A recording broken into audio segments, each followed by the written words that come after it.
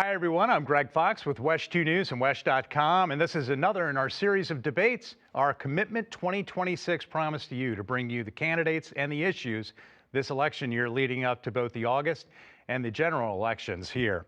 We're going to talk to the candidates on the Democrat side running for Congress District 7. Let's take a look at the map right there.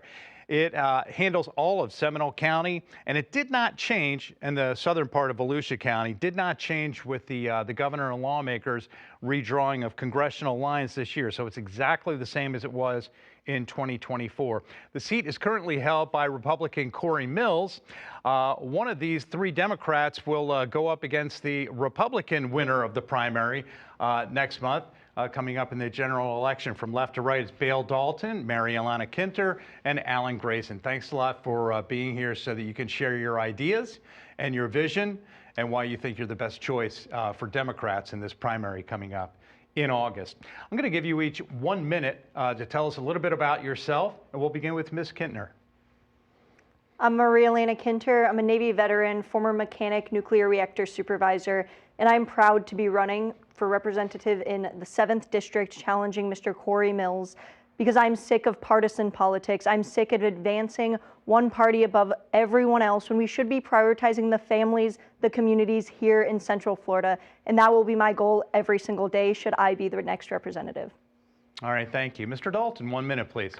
Well, thanks, Greg, for having us and giving us this opportunity. My name is Bale Dalton. I was born and raised here in Central Florida. I live in this district in Sanford, and I've lived a life of public service. 24 years in the Navy and Navy Reserve, fighting terrorists in Iraq, Afghanistan, and several other fronts. I served Floridians already on behalf of Senator Bill Nelson, especially our veterans here, and I got to help lead NASA, 16,000 folks across the country showing the world what Americans can accomplish when we actually work together.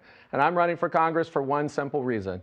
Life is too difficult for us here in Florida, and we have a government that has abandoned us, and Corey Mills and our representative that's too corrupt to fix it. All right, thank you very much. 1 minute, please, Mr. Grayson. I'm Alan Grayson. That's the Alan Grayson who brought more than $2 billion of extra money to our district. That's the Alan Grayson who opened up a VA hospital, had it built and finished while I was in Congress, even though Orlando was the largest city in the country without one. I'm the Alan Grayson who was selected as the most effective member of Congress and the most productive member of Congress. I'm the Alan Grayson who wrote the most laws and passed the most laws of any congressman in the country. But what's really important is you. This election is not about me, it's not about them, it's about you.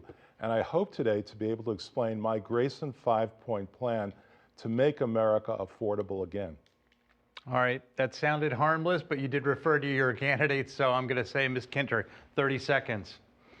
Perfect. I'm proud to be the only candidate openly refusing corporate foreign interest APAC money. I am fully and proudly grassroots funded.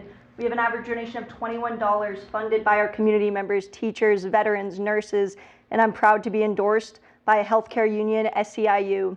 I will work for our communities. Mr. Dalton, 30 seconds.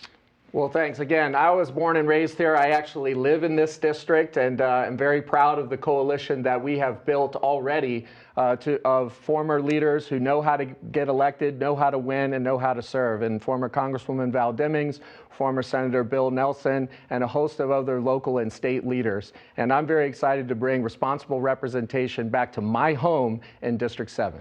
All right, it sounds like, because Mr. Dalton has said it twice now in the first 3 minutes of our debate, that he is the one who lives in the district. Let's get this part of the debate out of the way. Mr. Grayson, you don't live in the district. We'll get to Ms. Kinter in a second here. I represented the district. Well, you do not live in District 7. Well, you don't have to. We get it. You're only required to live in the state of Florida, but people like to vote for people who are in their district. Is this a place you plan to move if you're elected? Yes. Okay, that's it. Ms. Kinter? But let me say this, well, if I may. Go ahead, let me sure. Say this. I don't think it matters to people where I put my head on my pillow at night. I think it matters more to people what I've done during the day. And there's no other congressman in the entire state of Florida who has a better record of delivering for people while I'm awake, Greg. Mm-hmm. Okay, Ms. Kinter, you do not live in the district, or are you going to be moving into the district if you are elected? Perfect. Yes, I live 1 mile out of district in a house with 8 other people. When I moved here, my husband previously lived here when I was active duty. We were looking at a house in Chuliota or Oviedo. Now I live 1 mile out because I did lose my job during Elon Musk's Doge cuts because veterans employment was labeled as DEI. And that put our house hunting on a hold like millions of Americans. All right, very good. I want to find out where your priorities are. We'll start with Mr. Grayson. What is the first bill you would file and why if you're elected? The first bill that I would file is Medicare for all. There's nothing better that we can do to improve our everyday lives and make America affordable again, make the cost of living livable again. But I wouldn't stop there. I also think that we need to abolish all taxes on driving. Taxes on driving are like taxes on breathing. They just don't make sense, and they're morally wrong. We also need to go ahead and refinance, allow people to refinance their mortgages at state rates. 0.1% of Floridians are eligible for that now. I would change that to 100%. People would save on the average $5,000 a year, every homeowner. And in addition to that, I would make public colleges free, and I would start preschool at the age of 3. So it's a very ambitious agenda. It's all about one thing, making America affordable again. All right, Mr. Dalton, first bill you would file. Well, the first bill I would file is to remind folks that the ACA subsidies have expired. I have not been hearing our folks in Congress actually talking about this since they've been expired, while the folks in Seminole and Volusia County are struggling with health insurance. 45,000 people in my district alone are now without health care. 150,000 people in District 7 alone have seen their monthly premiums for health care go up between 2 and 4 times. In an environment that we have now with rising costs in every sector, groceries that haven't come down, and an illegal war in Iran with no strategic end state, raising our gas prices, and utilities that are suffering from a lack of oversight from both Tallahassee and DC, is causing every bucket that folks have to pay for to rise. And folks can't make that happen. We are one health crisis away in many of our families from complete catastrophe. And so we cannot let folks struggle while we try to figure out what long-term solutions are. The first thing that we have to do is get ACA subsidies extended. Ms. Kinter, what is the first bill you would file? The first bill is for real campaign finance reform because as advantageous as these other policies are and platforms are, we can't have any meaningful change for affordability for healthcare while the political narrative is controlled by lobbyists, by foreign interest groups, by these corrupt politicians who are being bought and sold before they arrive in office. And in order to do those things, we first have to overturn Citizens United, ban congressional stock trading, including the prediction market, so that our politicians aren't making a quick buck while we continue to fall behind. We have heard promise after promise, and the first step there is by making the priority the working class, not enriching yourself. I'm going to stay with Ms. Kinter for this next question. As you can imagine, especially during election years, journalists are inundated with emails from people who are currently in Congress, okay? And so one of the more recent ones from Congressman Mills is that he stated that his office has brought more than $100 million back to this district and helped about 5,800 constituents. So I guess some people would ask, if you're elected, what would you do better or differently when it comes to serving constituents in District 7?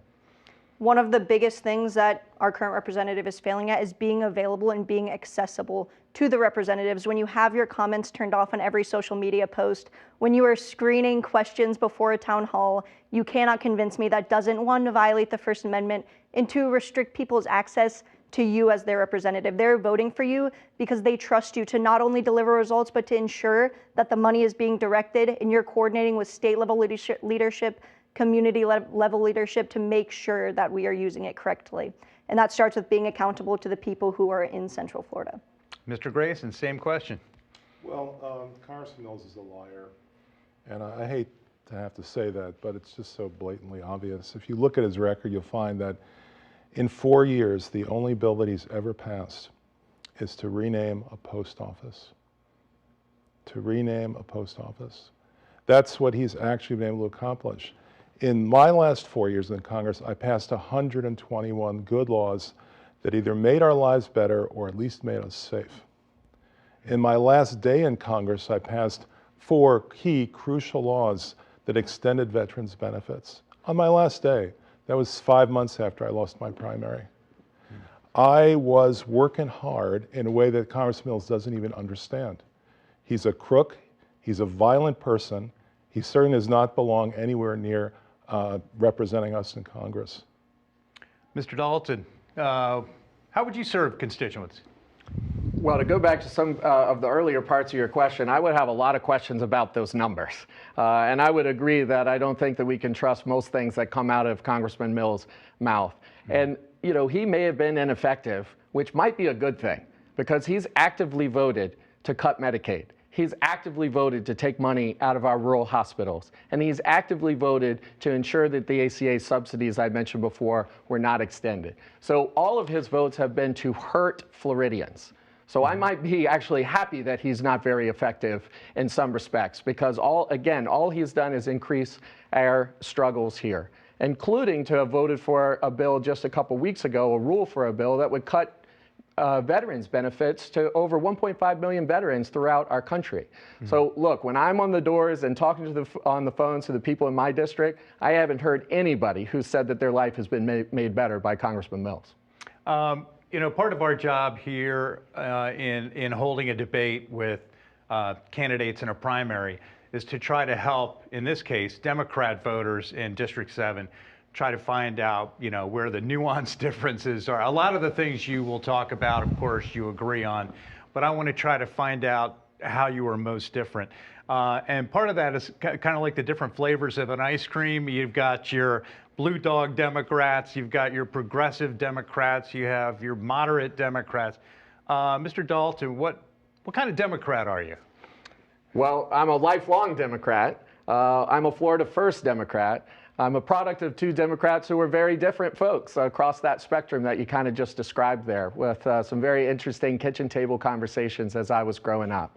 But I'm laser focused on District 7 and their needs. And I think part of what they need is an end to this chaos and an end to this inter-party or even just inter-political bickering and fighting over things that sometimes the news media, forgive me, Greg, and other times politicians in DC create these divisive issues to make sure that we are torn apart and not coming together as we, the people, to actually make a more perfect union. And so I think that's the trouble with much of our politics today, is we try to put labels on people to put them in different boxes, instead of understanding that responsible representation is somebody who is going to listen to the people, understand that their needs, and form the right coalitions that they need to, whether in office or leading through the community in another way, to actually address these issues and get things done. Ms. Kinter, what kind of a Democrat are you? I also am a lifelong Democrat. I am the type of Democrat that is gunning for every working class family in Central Florida, not just the Democrats, every single person. When I launched my campaign over a year ago, that's why I launched with a food drive. That's why over my year-long campaign, it has been about delivering results to every single family in Central Florida, not the blue ones, not the red ones, because at the end of the day, it's not about making this district bluer, it's about making this district better, regardless of what party identifier you have. We have a Congress that is corrupt. We have a Congress that lacks integrity, that lacks accountability.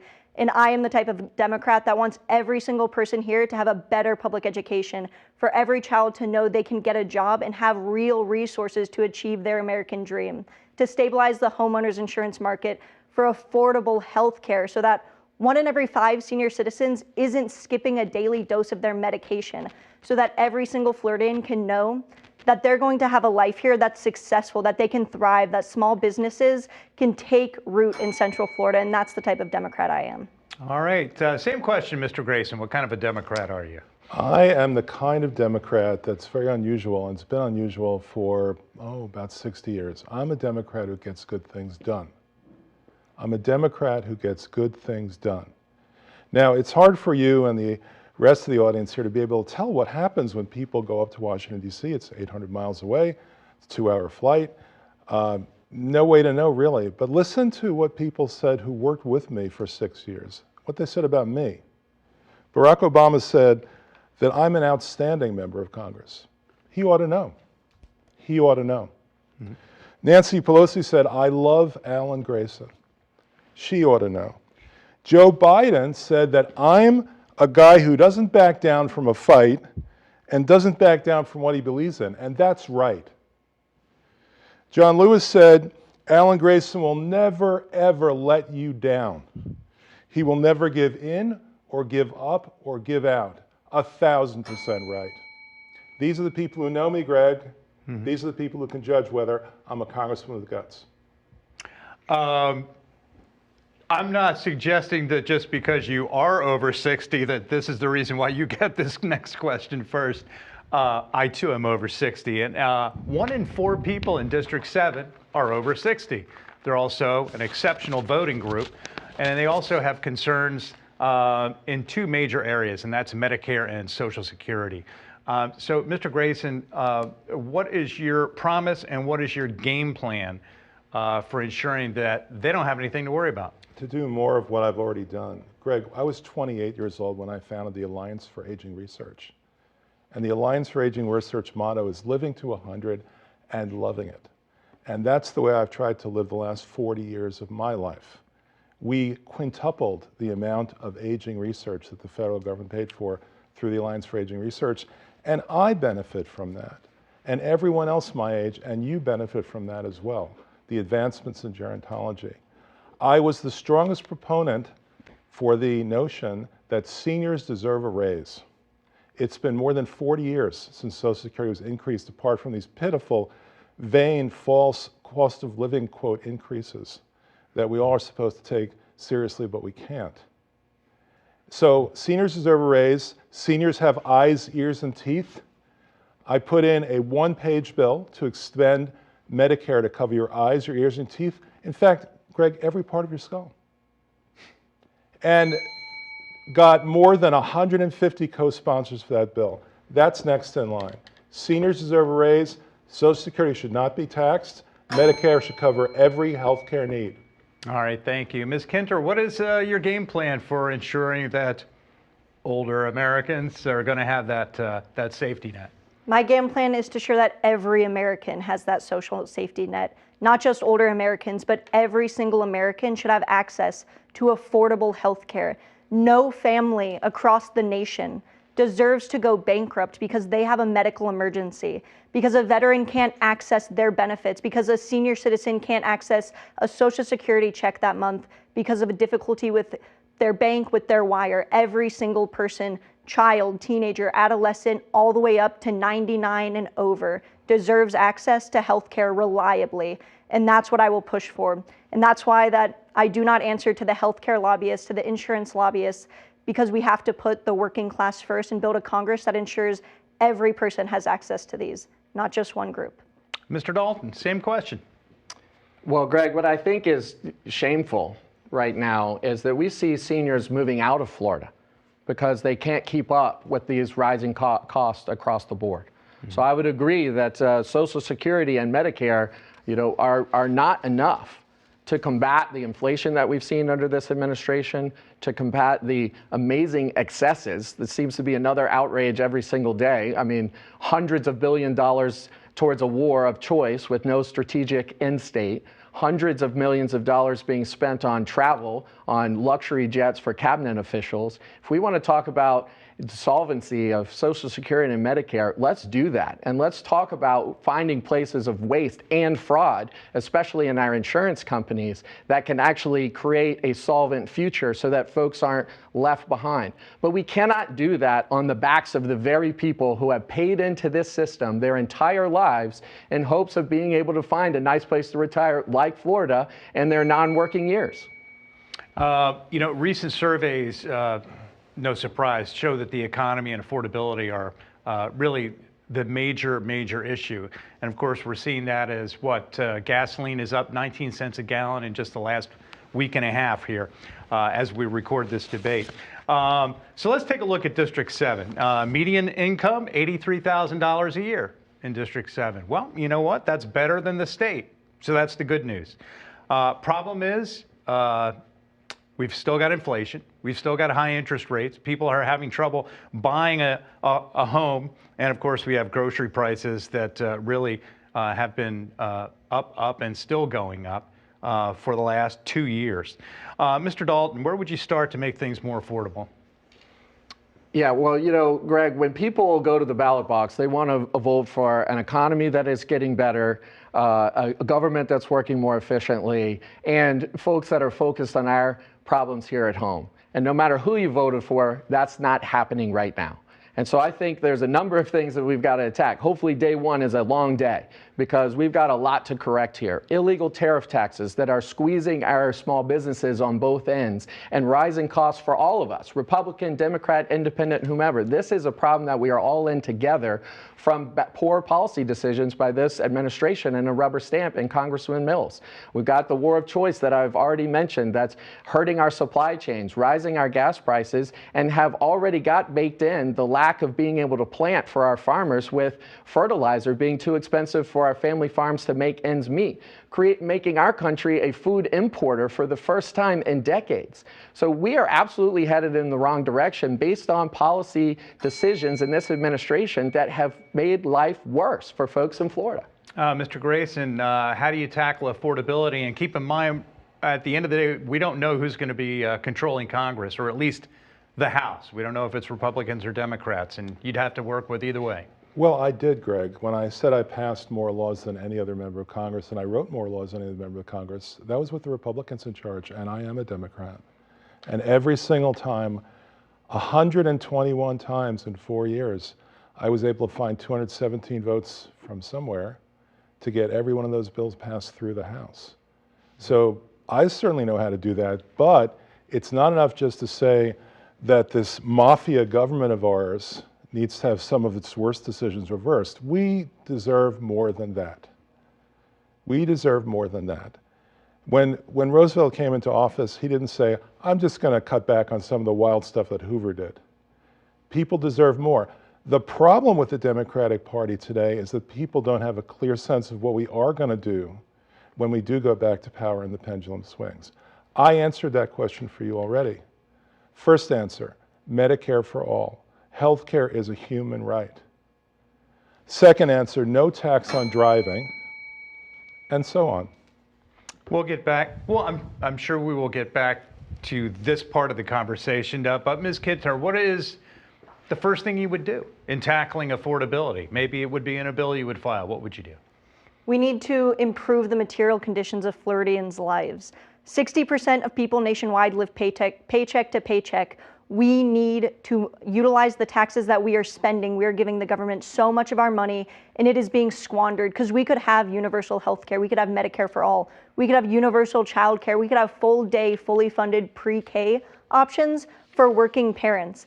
And right now, the biggest obstacle is not knowing where our taxes are being used, where our taxes are being wasted. We need to identify that. We need a full audit of the Pentagon. We need to figure out where every drop and leak in the government is using and funneling our money to so that we can invest in what matters, our policy in delivering results through healthcare, through public education, through American trade jobs, and through ending sweetheart deals with our government, ensuring we bring it back to local government, not to our politicians' friends. I want to go back to talking about veterans for a moment. I recall when I was at the Memorial Day services that were out in Ocoee, Winter Garden area, a number of the veterans out there said, boy, you really need to take a look at veterans care here. Well, I thought it was interesting that recently the Department of Veteran Affairs released its annual report from the Centers for Medicare and Medicaid. And it said that 78% of VA facilities receive 4 or 5 star quality ratings. In particular, in Orlando at our VA center, it was 4 stars. And I guess I would say the sense I got from some of these veterans was that they weren't really believing those kinds of grades. So, Ms. Kintner, I would say being freshest out of the service, let's start with you. What's your assessment of how things are going here at our biggest VA hospital here in Central Florida, and where do things need to change for veteran care in this country? So this is very near and dear. You just said the most recent. I was medically retired. I will rely and utilize the VA system for the remainder of my days for hopefully a long, healthy life.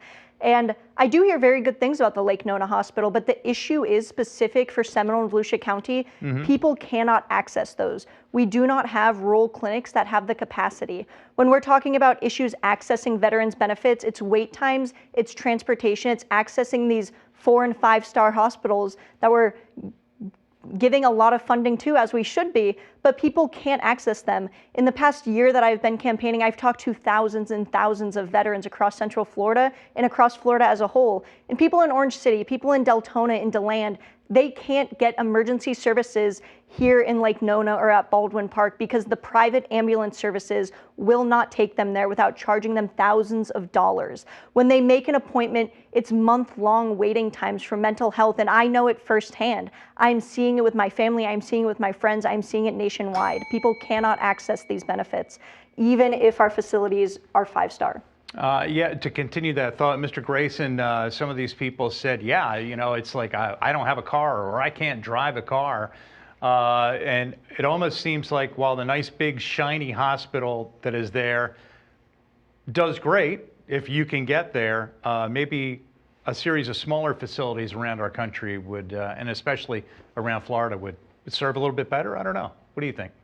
I think that's exactly what we had before the hospital was built. Did you ask any of them about that? Did you ask anything about what it was like before Alan Grayson gave us an $800 million VA hospital? Did you ask him that question? It was horrible, Greg. People had to drive 100 miles for cancer treatment. And now that problem is solved. I got the money for it in my first term. We built it in my second term. We opened it in my third term. For God's sake, you know, if people think that something's wrong with it, let me know. There's always room for improvement. Now, the people who say they have trouble getting to it, they need to be advised that there's free transportation to it. But whatever that might be, the point is it's there, and I built it.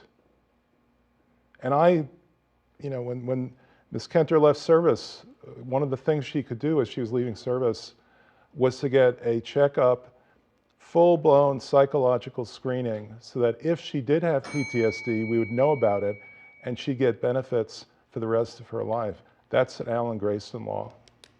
Okay.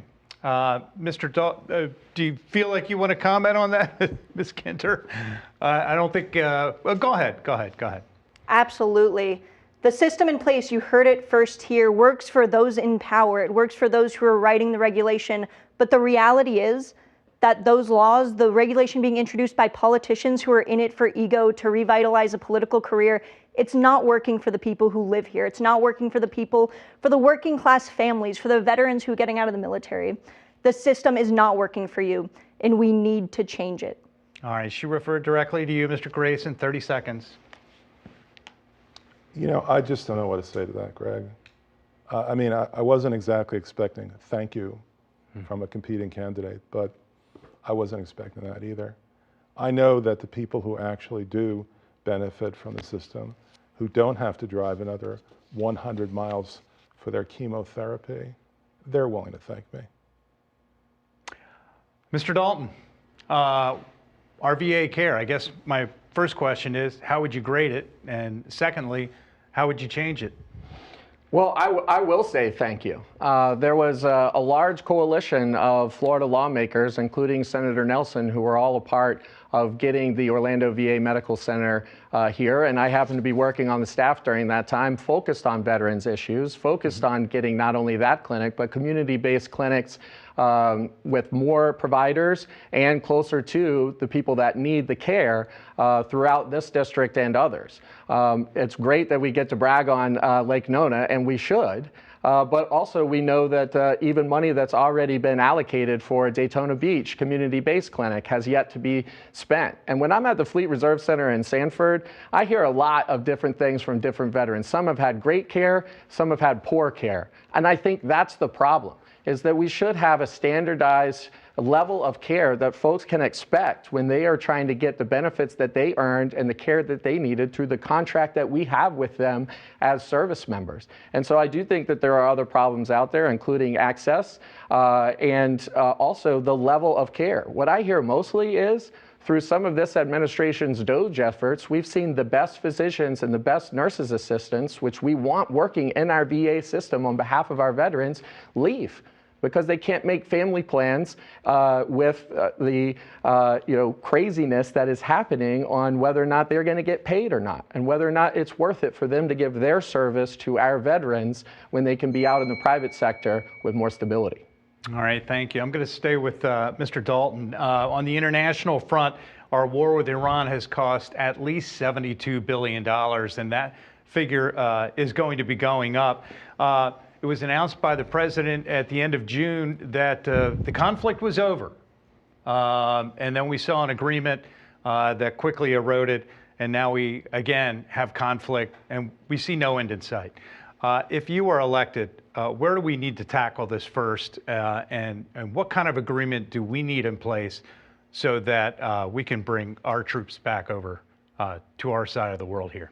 Well, we know that we deserve better. I mean, you quoted a number. I don't know that I trust any numbers that are coming out of this administration right now, right? We know over 12 service people have died, but we don't know how many, because as just reported last week, some of these numbers are being hidden. We know over 500 people have been injured in a war that has not been explained to the American people and has not been voted on by their representatives in Congress, and is spending hundreds of billions of dollars and creating additional conflicts, as we've seen just yesterday, the day before, the Houthis getting fired up in other areas of those critical waterways that give us our supply chain, give us our gas and oil for energy. And so the fact that we have no accountability in this president who just decides to manipulate the market on Friday afternoons and Monday mornings for the benefit of himself and his cronies, we know people deserve more. And the people who deserve more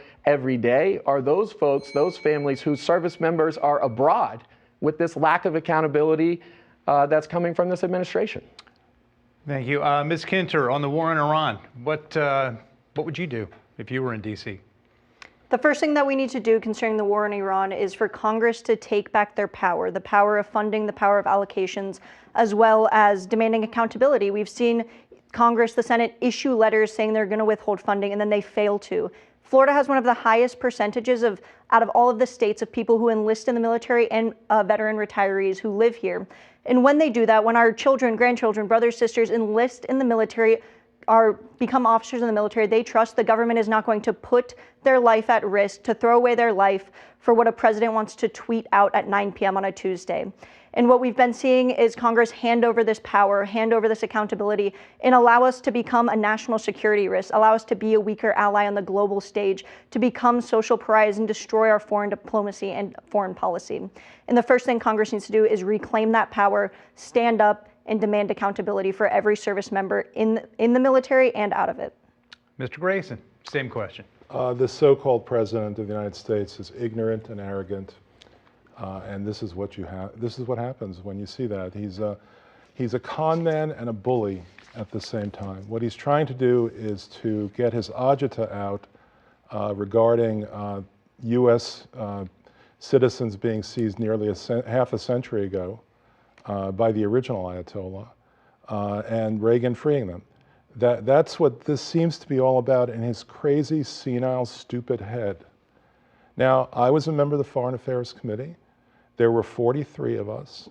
Every single one of us would have told him, if you attack Iran again and again and again, this is what, the third or the fourth time that he's done this? They're going to close the straits and there will be world chaos. I don't know how much it has cost everybody. I do know that it's cost me more than $100 so far. And that's just in a couple of months. And I'm not the only one. This war needs to end now. And the only way U.S. wars ever end is when we stop. Ms. Kinter, we're going to bring it back home for a final question, and then we'll get to our closing statements. Florida has historically been a donor state when it comes to sending taxes to Washington and getting them back so that we can improve our roads and bridges and so forth. So far, our answer to that is toll roads that are extending the express lanes further down into Osceola and Polk counties. So first of all, would you sponsor or co-sponsor a bill that would guarantee 100% of transportation tax money coming out of Florida comes right back to Florida? And then where would you spend it? I would first say before dedicating 100%, I am a numbers person. Coming from nuclear power, I will never lie about numbers. Numeric, it can have catastrophic effects. I would love to sit down and examine exactly where those numbers are going, because we are paying exorbitant amount of taxes as working families and not reaping any of the benefits that other leading nations already have. And so when we're examining where we want to send our taxes, we need to examine where they're going at this exact moment, every percentage of it, and how we can bring them back home to not only say they're coming back to Florida, but to pinpoint laser focus on alleviating and relieving the stresses that Florida families are facing. So in order to say where I would like to send them first, we have to identify where they're going, because there is no transparency in where our working families' tax dollars are being spent right now.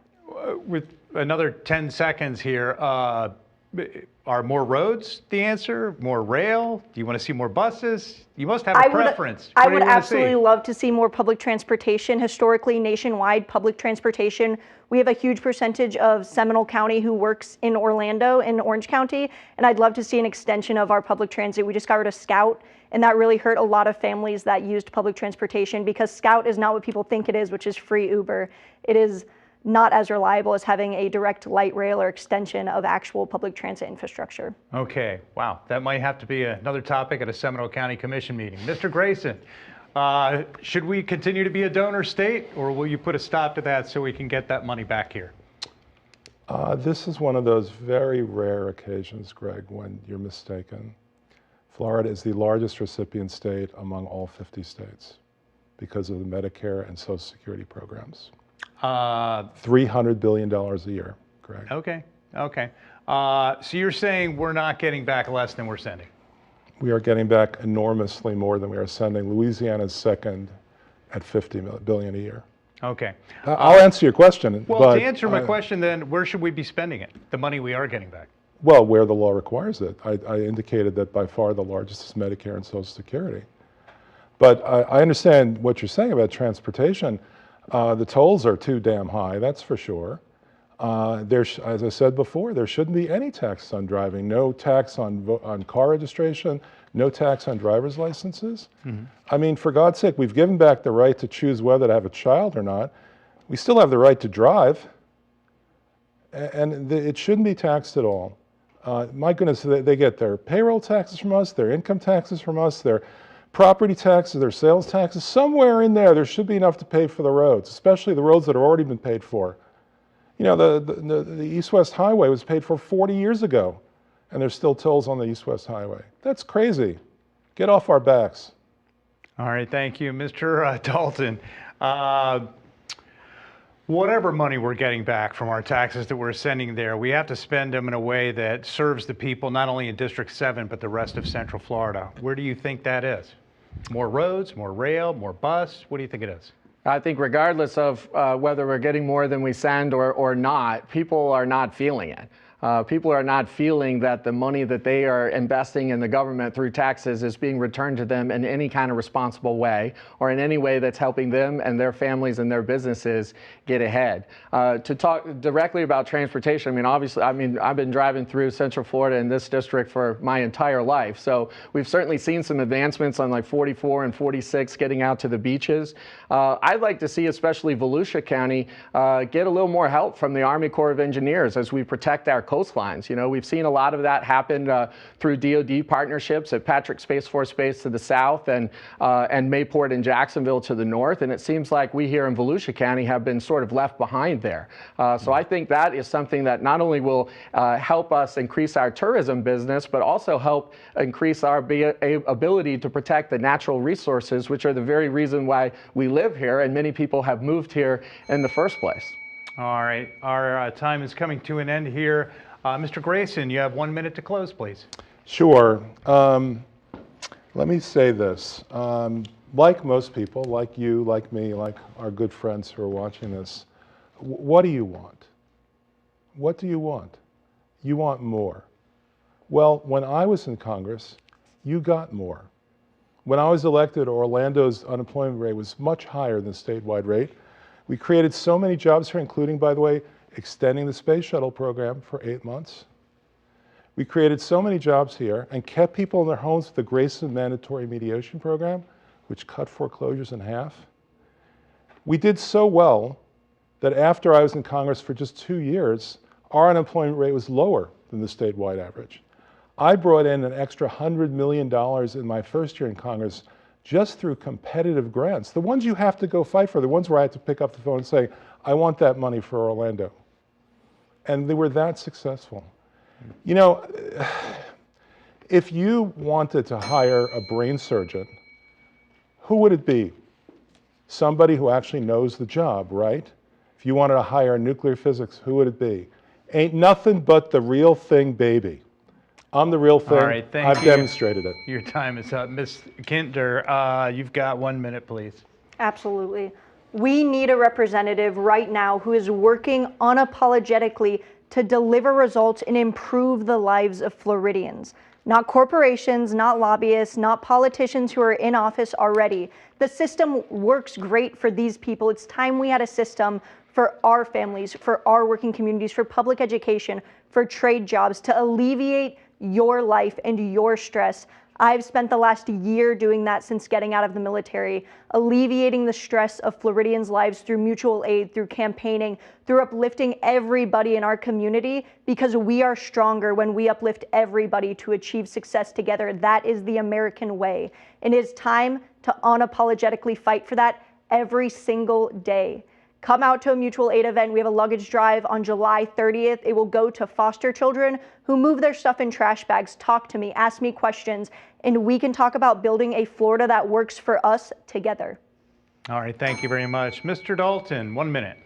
Well, thanks again, Greg, for having us. And I will say, having been born and raised here and spending an entire life in public service, I'm ready to do it now in another way for the folks of my home here in Seminole and Volusia County. I think, I've had the right life experiences to make me be a responsible representative for the folks here. And I'm very proud of the coalition that we've built of Democrats, MPAs, and Republicans who all know that we deserve better. We've been endorsed by former Senator Nelson, former Congresswoman Murphy, and Val Demings. These are folks who know how to win and know how to lead. And that's what we have to do in this district. This is too big of an opportunity to pass up. We've got too much chaos going on, and folks are struggling too much to deal with the status quo.